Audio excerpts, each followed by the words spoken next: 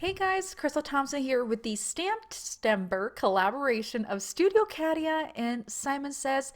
We have the gorgeous floral frame. It's absolutely stunning, and this is totally watercolorable. We're going to be using our Misty watercolor cardstock, distress oxide, and black soot along with a round blender.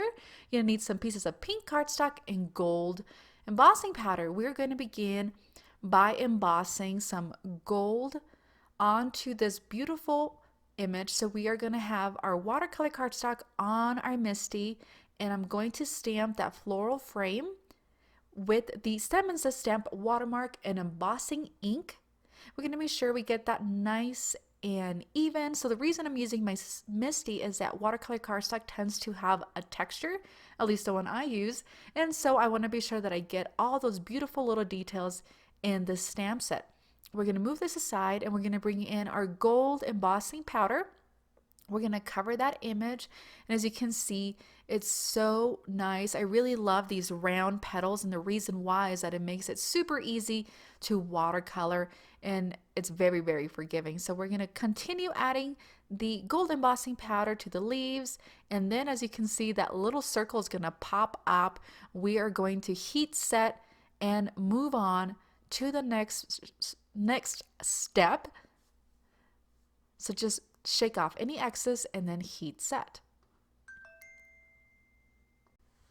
All right, now we're going to stamp the sentiment. So I have a strip of this pink cardstock. It's a hot pink. I'm going to stamp the happy day, which is going to be a super fun happy birthday card. We're going to do some gold heat embossing on this, and you're going to love the ways this turned. The hot pink and that gold just pops. So we're going to bring in our Wagner heat tool, and we're going to heat this up.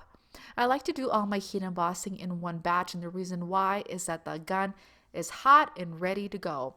All right, guys, while that cools, on a piece of regular cardstock, 110 pound, we're going to use Distress Oxides Black Soot and the Tim Holtz round blenders, and all we're doing is grabbing some of that black color and creating a polka dot background on the back. You could easily have done this with stencils, but I wanted to create a really large circle that was going to pop with that hot pink. And what a better way of using your blenders that you'll have already and some black ink that you probably already have. So if you don't have Distress Oxides, you could totally use any other black ink to do this. And I really love how you get those different shapes and those different variations of shades on this background. So we're still going to keep it nice and clean, but adding some of that black soot circles. We're going to grab our water because this is Distress Oxide. It's going to react to the water. So you're going to have little round droplets within those black circles.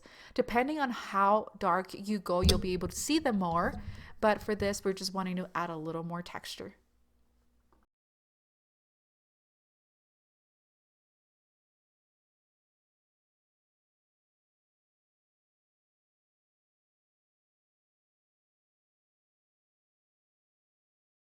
We're going to set this aside and begin watercoloring that beautiful image from the floral frame. I'm using 4 colors of the Zig Clean Color Marker. So you can see I added all the shadows first in the pink.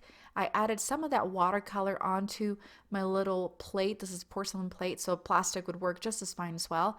And I'm grabbing that color to create a shadow. I love using watercolors just because it's so easy to create that variation from dark to light like real petals do.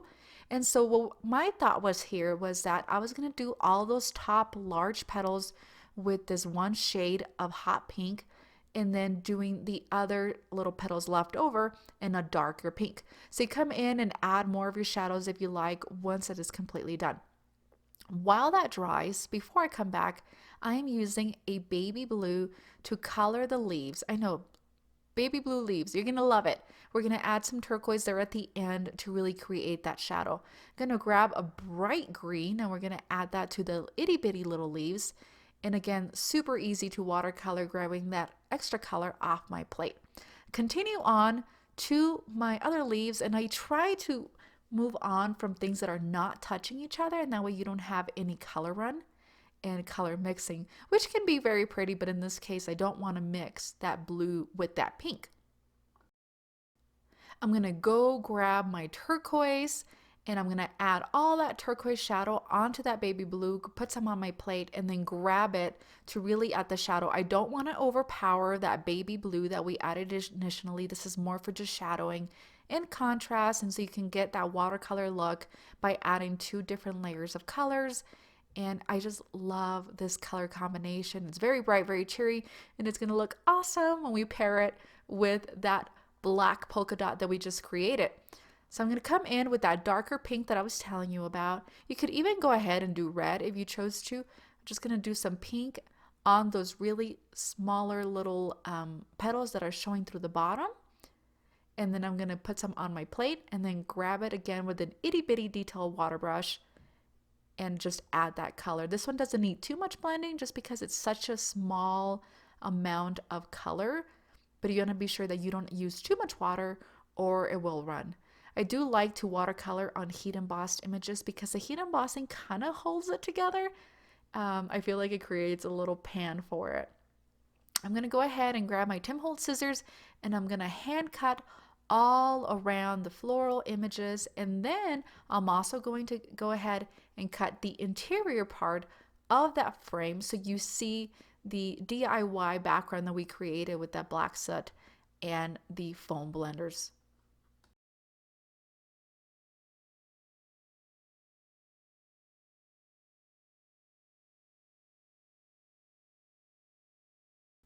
All right, we're finishing Duchess, and then we're going to make a cut and cut all around the interior of that round circle.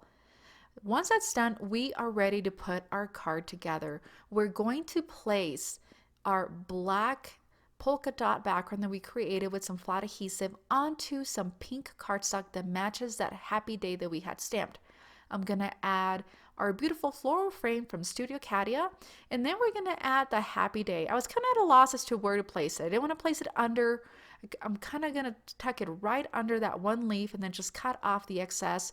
So to cut off the excess, make sure it's straight. We flip over our card base or our card panel before we put on our card base, and then you trim any excess. And that way it is straight and it's even. For a finishing touch, we're using some Studio Katia embellishments in this pink. We're going to be using some of the clear and some of the pink ones. I'm going to be using my aqua liquid adhesive. I love this stuff. And I really love to use clear liquid glue when I'm using clear and light embellishments such as these. And that does it, guys. Thank you so much for joining me today. This is CARDSTOCK doing the Stamptember collaboration of Studio Katia and Simon Says Stamp. Be sure to stick around. There are a lot more other videos. Be sure to leave me a sweet comment below. Thank you so much. Have an amazing day.